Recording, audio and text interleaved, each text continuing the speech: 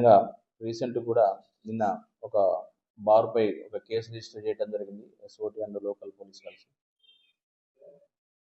So use sound, high volume sound తోటి, decibel తోటి night time కానీ డే టైం కానీ 45 decibel night, day time 55 decibel day టైంలో cross కాకుండా వాల్యూమ్ని మ్యూజిక్ పెట్టకుండా పక్కన రెసిడెంట్స్కి ఇబ్బంది కలగకుండా జరుపుకోవాలని చెప్పేసి కోరుకుంటున్నాము.